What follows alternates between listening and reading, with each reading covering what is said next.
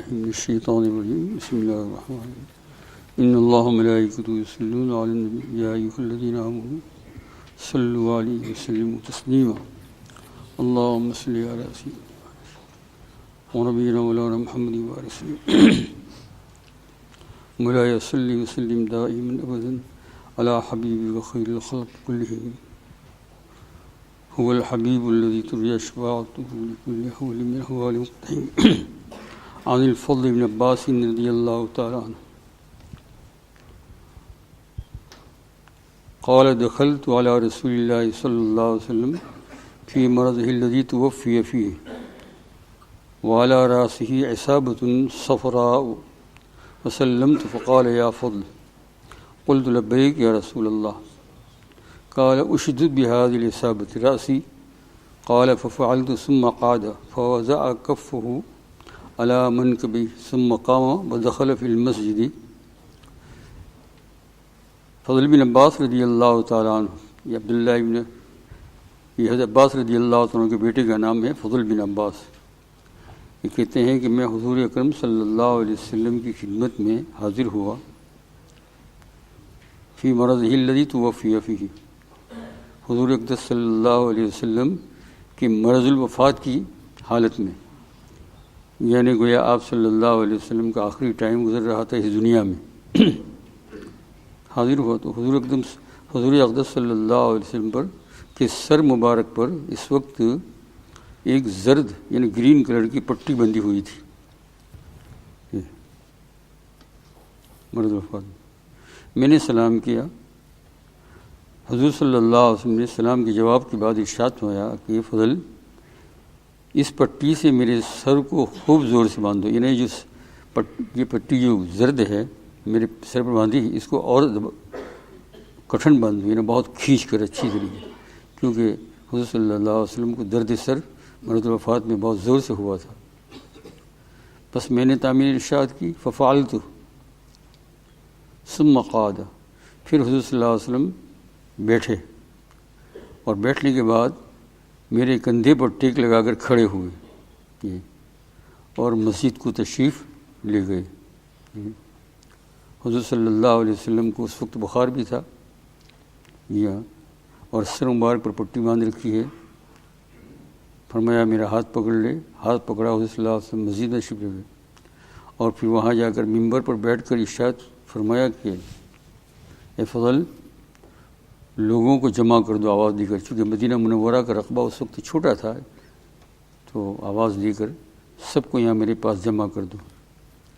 فضل کہتے ہیں میں نے لوگوں کو اکٹھا کر کے لایا، سب کو جمع کیا. اللہ کے رسول صلی اللہ علیہ وسلم نے خطبہ پڑھا، یعنی حمد ثنا کی اللہ پاک کے الحمدللہ، اور پھر فرمایا جس کا خلاصہ یہ کہ میرے تم لوگوں کے پاس سے چلے جانے کا وقت اب قریب ہے.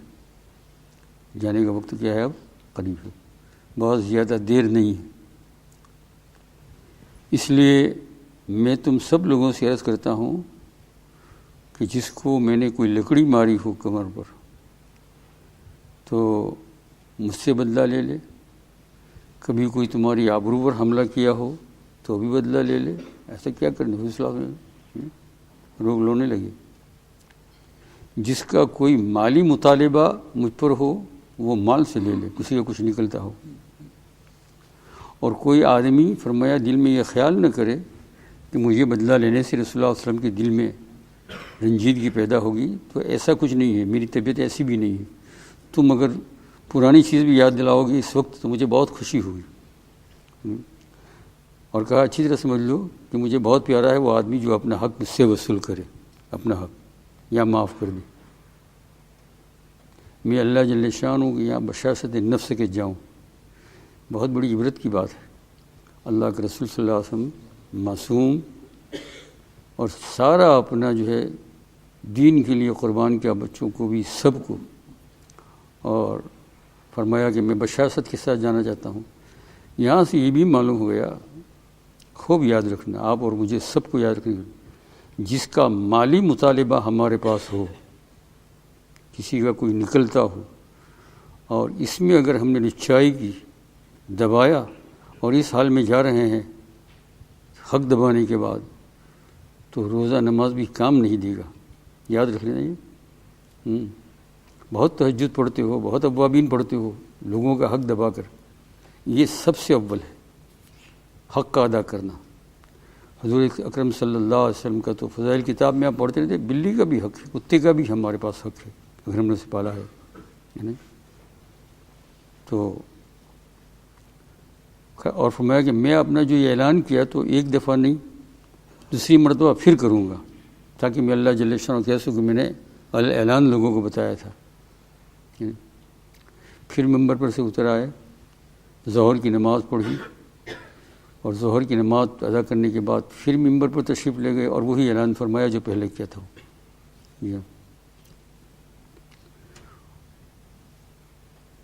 اور اس کے ساتھ ساتھ بھی فرمایا کہ جس کی دل میں کسی کا بھی حق ہو تو وہ ادا کر دے، حق لے کر نہ جاوے اللہ پاک کے یہاں. حقوق العباد بڑی مشکل چیز ہے.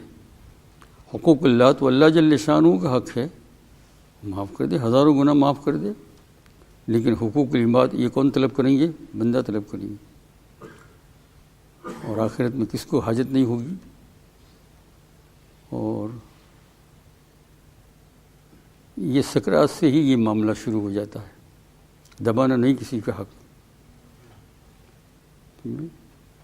آج ہی اس زندگی کے اندر جو چیز ہے آپ کے پاس، ہمارے پاس ہو، دے دو فوراً، چاہے 1 پاؤنڈ دینے کا ہو. یہ تمہارے کوئی آپ کے پاس کوئی بڑی رقم مانگتا ہے اور آپ کے پاس دینے کی نہیں ہے تو اس کو منت سماجت کرا کے معاف کرا لو. کیا کر لو؟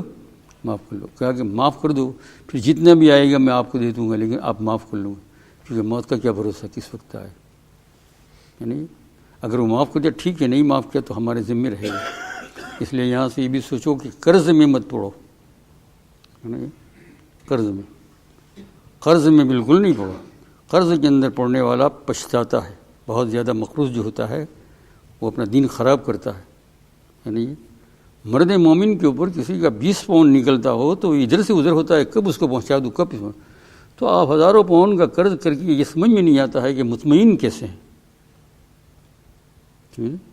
قرض کو جلدی پورا کر دو، اگر لیا ہے ادھر سے تو کیا کر دو، اور بلا ضرورت مت لو قرضہ. ضرورت کے مطابق لے سکتے ہیں، حضور صلی اللہ علیہ وسلم بھی لیا تھا، کوئی حرج نہیں ہے، لیکن کیا کرے کہ اس کو جلدی سے ادا کر دو، جتنا جلد ہو سکے اتنا. یہ چیزیں اللہ جل شانہ کے یہاں کے لے جانا بڑی خرابی ہے، لوگ اس کو سمجھے نہیں. یہ حضور صلی اللہ علیہ وسلم کے حالات ہیں. اور فرمایا کہ جس نے کسی کو برا بھلا کہا ہو تو اس کو کہہ دے کہ مجھے برا بھلا کہہ دو، میں معافی مانگتا ہوں، اتنا ہی مجھے برا بھلا بھی کہہ دو. دنیا کی رسوائی سے نہ ڈرے، کیونکہ آخرت کی رسوائی بہت بڑی ہے. ایک صحابی کھڑے ہوئے، جب بہت اصرار کیا تو ایک صحابی فرمایا 3 درہم میرے آپ کے ذمے ہیں. حضور صلی اللہ علیہ وسلم نے ارشاد فرمایا کہ میں آپ کی تکذیب نہیں کرتا ہوں، ضرور ہوں گے آپ، ایسا تھوڑا، اور نہ قسم دیتا ہوں آپ کو، لیکن پوچھنا یہ چاہتا ہوں کہ یہ کیسے ہیں میرے اوپر، تاکہ مجھے معلوم ہو جائے. انہوں نے عرض کیا کہ ایک دن ایک کوئی سائل مانگنے والا آیا تھا آپ کے پاس، تو آپ نے مجھ سے فرمایا تھا کہ اس کو 3 درہم دے دو. بس پھر وہ آپ نے ادا کرنا بھول کے دیکھا آپ نے. تو حضور صلی اللہ علیہ وسلم نے فضل نے فرمایا جلدی کرو، جلدی سے کرو، 3 درہم دے دو. فضل میں باس یعنی. اور ایک صاحب اٹھے، اس کے بعد انہوں نے کہا کہ بیت المال سے میں نے خیانت کی ہے 3 درہم کی. 3 درہم چاندی کا ہوتا ہے. اور فرمایا کیوں تم نے خیانت کی تھی؟ کہا میں بہت محتاج تھا. حضور صلی اللہ علیہ وسلم نے فرمایا کہ ان سے 3 درہم میرے سامنے وصول کر لو اور بیت المال میں، اسلامی بینک جس کو اس میں ڈال دو. پھر حضور صلی اللہ علیہ وسلم نے فرمایا کہ اچھا بھائی اب ہماری رخصتی ہے تم سے. یہ آخری بیان تھا یہ. اور جس کو جو کچھ دعا کروانا ہو تو کرا لے. اب روانگی کا وقت ہے. اب کیا ہے؟ نبی کی دعا اور آخر زمان نبی. تو ایک صاحب اٹھے عرض کیا رسول اللہ صلی اللہ علیہ وسلم میں جھوٹا اور منافق ہوں. وہ منافق تو نہیں تھے لیکن صحابہ کرام کو اپنے اوپر شک ہوتا تھا. ہم لوگ بھی اپنے ایمان کی خیر لے لے ہے نا. جس کو اس کی فکر ہو تو نمازوں سے پہلے نماز کے بعد اس کی دعا کرے. کاہے کی دعا کرے کہ یا اللہ میرا خاتمہ بالخیر فرمانا. تقدیر میں جو کچھ لکھا ہے تو تقدیر کے بدلنے پر بھی قادر ہے. میرا خاتمہ بالخیر فرمانا. میں معافی مانگتا ہوں. اور اس کے ساتھ یہ بھی کہا مجھے بہت سونے کا مریض ہوں. حضرت صلی اللہ علیہ وسلم دعا فرمائی کہ اللہ اس کو سچائی عطا فرما, ایمان کامل عطا فرما, اور زیادہ نیند کی بیماری سے اس کو صحت عطا فرما. اس کو ایسا ہی ہو گیا, مل گیا. دیکھا نا آپ نے. تو خاتمہ بالخیر کی دعائیں کرتے رہے, جوان ہو بوڑھا ہو کسی بھی عمر میں ہو. اس لیے کہ موت کا تعین نہیں ہے جوانی اور بڑھاپے کے ساتھ. کتنے بوڑھے جو ہے وہ لنگڑے چلتے ہیں لیکن کتنے جوان ان کے سامنے کیا ہے, چل پڑے ہیں. 83 دیر میں بیماری آئی اور چل پڑا. تو آپ اور ہم کس خیال میں ہیں کہ جب موت آئے گی تب خاتمہ بالخیر مانگیں؟ نہیں نہیں نہیں نہیں. جس کو اپنی ایمان کی فکر ہو, یہ ایمان بہت بڑی چیز ہے اللہ پاک کے یہاں لے جانا. ہر روز کوئی دن خالی نہ ہونا چاہیے, ضروری تو یہ ہے. اور اس سے ضروری ہے کہ کوئی نماز خالی نہیں ہونی چاہیے, لیکن کم از کم ایسا نہ ہو تو دن بھر میں ایک مرتبہ تو اللہ جل شانہ مانگے.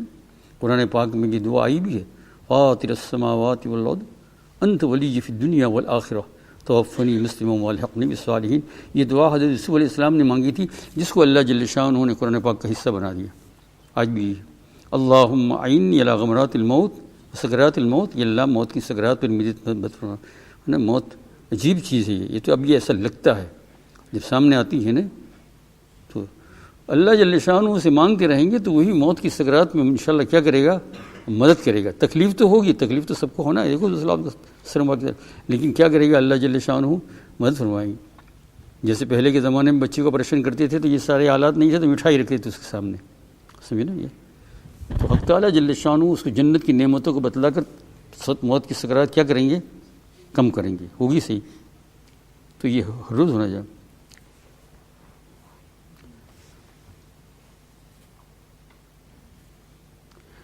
اس کے بعد حضور صلی اللہ علیہ وسلم فرمایا, ایک آدمی کو یا رسول اللہ جھوٹ بولنے کی عادت ہے, تو کہا یا اللہ اس کو سچائی عطا فرما. تو صحابہ نے دیکھا اس سے زیادہ سچ بولنے والا کوئی نہیں. نبی کی دعا تو ہے نا, دل سے ہو رہی. تو یہ ہے حضور صلی اللہ علیہ وسلم کی آخری زندگی اور لمحات کا کچھ نقشہ. اس کے بعد بہت زیادہ آتا ہے. ہم لوگوں کو اس وقت یہ ہوتا ہے کہ ہائی اللہ کا رسول معصوم, اور قرآن پاک میں اعلان لیغفر لک اللہ ما تقدم من ذنبک ما تاخر. آپ کا سب کوئی اللہ پاک کے یہاں مطالبہ نہیں ہے معافی. تمام انبیاء کے سردار تو سارے انبیاء جنتی ہے, تو یہ جنتیوں کا سردار کہاں رہے گا. ہر اذان کے بعد پڑھتے ہیں اللہم رب هذه الدعوة التامة والصلاة القائمة آت سیدنا محمد صلی اللہ علیہ الوسیلۃ والفضیلۃ وابعثہ مقاما محمودا. آپ کو کہاں بھیج, مقام محمود وہ جگہ ہے کہ جہاں کسی نبی کا بھی وہ جگہ نہیں ہے. وہاں اتنی بڑی سب سے زیادہ ہر نماز میں. اور یہ دعا اللہ تعالیٰ نے بھیجی ہے, اور امتی ساری دنیا میں کتنے کر رہے ہیں. اور تو دعا کرنے سے تو ہمارا ہی فائدہ ہوگا, لیکن اس سے حضور صلی اللہ علیہ وسلم کا مقام جو ہے وہ کتنا بڑا مقام ہے. وقل رب ادخلنی مدخل صدق واخرجنی مخرج صدق واجعل لی من لدنک سلطانا نصیرا. اس میں بھی اسی قسم کی بات بتائی ہے. اتنے بڑے نبی اور یہ مرتے وقت سب کو جمع کرنا اور بتانا کہ کوئی حق میرے پاس ہو تو نہیں. اس لیے میں بھی کسی کو کہتا ہوں کہ بھائی بھول جاؤں تو تم مانگو گے تو بہت خوشی ہو جائے گی, ہے نا. یہ سوال ہے 5 پینس کا نہیں, سوال 10 پینس کا نہیں ہے, لیکن سوال اللہ جل شانہ کو کیا حساب دینے کا ہے. 5 پینس 10 پینس کا سوال نہیں, کیا دینا ہے, جاؤ اس پر قرضہ مت رکھو. بہت زیادہ مالدار بن کر کیا ہو جاؤ. اگر اللہ جل شانہ دے بغیر قرضے کی, بغیر مشقت کی, حلال مال. لیکن ویسے قرضہ اور لوگوں کے حقوق کو دبا کر بہت زیادہ مالدار بننا, کیا فائدہ ہوگا. کون رہا اس دنیا کے بت کدے میں, کوئی رہا نہیں. الا یا ساکن القصر المعلی ستدفن عن قریب فی التراب. بہت ان قریب تم زمین میں جاؤ گے. لہو ملک ینادی کل یوم. ایک فرشتہ ہر روز آواز دیتا ہے, لیکن جس کو سنائی دیتی ہے اس کو سنائی دیتی ہے. لذل الموت وابن الخراب. تمہارا پیدا ہونا یہ مرنے کی دلیل ہے. جو پیدا ہوا مرنا, اور جتنا تم نے عمارتیں وغیرہ بنائی کیا ہے؟ برباد ہونے کے لیے. ببرول الخراب. قلیل عمرنا فی دار دنیا. اس دنیا کے اندر ہماری عمر بہت کم ہے، بہت. ثم مرجعنا الی بیت التراب. پھر ہمیں کہاں جانا ہے؟ بیت التراب کی طرف. ایک ہوتا ہے بیت اللہ، ایک بیت فلانا، لیکن یہ بیت التراب مٹی کا گھر. کہاں ہے؟ قبر کس کا گھر ہے؟ مٹی کا. روزانہ اوپر جاتے تھے سونے کے لیے، اب سونے کے لیے نیچے جاؤ اور اکیلے. سمجھے نا؟ یہ وہاں عالم برزخ میں بھی ایسا ہی ہوگا. تو اس لیے میرے عزیز دوست لوگ بھی سوچتے بھی رہو، بہت سوچتے بھی رہو. اندھا دھن ہو کر اتنا کما لوں، اتنا کھا لوں، اور کیا کھا لو گے؟ ہر ایک آدمی ایک ہی قسم کھاتا ہے، 2-3 روٹی، اور زیادہ کیا کرے گا؟ اور کیا کھائے گا؟ اچھا، اور جو ہے عمدہ کا سوال ہے، تو جو جتنا درجے کا، جو کم درجے کا کھانا کھائے گا، اس کی صحت بھی جلدی. اطباء ڈاکٹر دونوں متفق ہیں.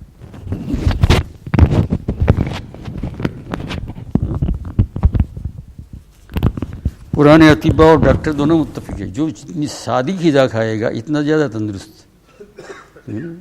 سمجھ نا یہ؟ ہاں، جو بہت اچھی بریانی اور اس میں یہ ڈالا، وہ ڈالا، زعفران ڈالا، یہ ڈالا.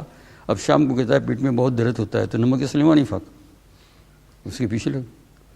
اور جو آدمی جو ہے کیا ہے، سادگی کے ساتھ کھانا کھا لیتا ہے، تو یہ تو اللہ دے تو کھاؤ، اونچا بھی کھاؤ. میں یہ نہیں کہتا ہوں کہ ناجائز ہے، لیکن ان چیزوں کے واسطے دین کو برباد مت کرو. سہولت کے ساتھ مل جائے تو ٹھیک ہے. ہاں، اپنی زبانوں کو اللہ کے ذکر کے ساتھ تر رکھو، چاہے اس میں تمہیں دھیان ہو یا نہ ہو. نہیں دھیان ہو تو بھی کوئی حرج نہیں، بزرگوں نے فرمایا ہے. اکمال الشم بڑی عجیب کتاب ہے، اس میں ذکر اللہ کے بیان کے اندر بزرگ نے لکھا ہے کہ زبان کے اوپر ذکر کا جاری رہنا، اللہ اللہ اللہ اللہ سبحان اللہ، اگرچہ دھیان نہ ہو کہ سبحان اللہ کا کیا ترجمہ ہے، فرمایا تو بھی یہ کام دے گا. کیونکہ ایک عضو تمہارا ایک حصہ تو اللہ کی یاد میں شامل ہے نا. ارے بھائی سمجھو نا، بادام کی کیا کیا فائدے ہیں، وہ اگر تم کو نہ بھی معلوم ہو پھر تم کھائیں گے تو فائدہ دے گا وہ تو اندر جا کر. لیکن اگر ذکر اللہ کے اندر دھیان بھی چلا جائے تو اور زیادہ مزہ آ جائے گا. تو ان چیزوں کو دیکھو میرے بھائی دوست اور بزرگوں، ہے نا. بڑھاپے اور جوانی کو مت دیکھو، کم عمری کو مت دیکھو. تھوڑی سی دیر کے اندر کم عمری کے اندر آدمی بیمار ہو جاتا ہے. کتنے چل پڑے آپ نے دیکھے ہوں گے، آپ گنو گے تو آپ سے گنا بھی نہیں جائے گا جو آپ نے دیکھے ہوں گے بچپن سے لے کر آج تک میں کتنے نوجوانی کے اندر اللہ پاک یہاں چلے گئے. تو دیکھو یہ سرکار دو عالم السلام تشریف لے جا رہے ہیں، کیا نقشہ ہے سامنے، سب کو جمع کیا. اتنے سر میں درد ہے آپ صلی اللہ علیہ وسلم کا، کیسے بولے ہوں گے آپ. یہ تو اللہ کے رسول ہی کی طاقت ہے جو اللہ نے عطا فرمائی کہ اب میں جا رہا ہوں. آج کل تو ہمارا تو اتنا قوا کمزور ہے کہ مرنے سے کتنے دن پہلے تو ہم آؤٹ ہی ہو جاتے ہیں، بول بھی نہیں سکتے ہیں، بولنا ہی بند ہو جاتا ہے. دیکھا نا آپ نے، یہ تو حضور صلی اللہ علیہ وسلم اللہ کے پیارے نبی آخری وقت تک بول رہے ہیں، آخری وقت تک. اب انتقال ہونے والا ہے. اللہم برفیق الاعلیٰ، اللہ میں رفیق اعلیٰ سے ملنا چاہتا ہوں. اور آنکھ بند ہو گئی. صاف الفاظ میں مولا صدیقہ اماں جان حضرت صدیقہ رضی اللہ تعالیٰ عنہ روایت کرتی ہے، اور وہ بالکل اپنے کان سے سنی ہوئی، اس لیے کہ سرکار دو عالم صلی اللہ علیہ وسلم وصال ہوا تو کمزوری کی وجہ سے صدیقہ نے ان کا سر مبارک اپنی گود میں رکھا تھا، اور سر میں درد تھا تو پانی وغیرہ رکھتی. تو کہ میں سن رہی ہوں کہ آپ نے مجھے اپنا جو ہے چہرے انور جو ہے اوپر کیا، اور جو اللہم برفیق الاعلیٰ، یہ رفیق اعلیٰ جو ہے نا حدیث پاک میں آتا ہے، بخاری شریف میں بھی روایت ہے. تو جو ہے اس میں رفیق اعلیٰ میں فرشتے میں جانا چاہتا ہوں. میں عالم بالا کے جو مخلوق ہے اس میں جانا، میں اسی کو پسند کرتا ہوں. حق تعالیٰ جل شان ہوں توفیق عطا فرمائے. تو بھائی تھوڑی سی دھیان سے یہ زندگی گزارنے کا ضرورت ہے. بے ہوشی کے عالم کے اندر ہے نا، خواہ دن بھر پیسہ پیسہ پیسہ، مکان مکان مکان، یہ چیز اس کے لیے ہے ہی نہیں. کون لے گیا لے جائے گا، کوئی لے گیا بس. ہاں اگر آپ کو سہولت کے ساتھ کوئی دستیاب ہو جائے کہ آپ کا دین بھی چل رہا ہے، نمازیں بھی، جماعت بھی، پابندی بھی، کوئی کسی کا حق بھی نہیں دباتے ہیں، اللہ تعالیٰ دیتے ہیں. حق تعالیٰ جل شان ہوں تمہیں مجھے توفیق عطا فرمائے. سبحان اللہ وبحمدہ، سبحانک اللہم وبحمدک، لا الہ الا انت، استغفرک و اتوب الیک.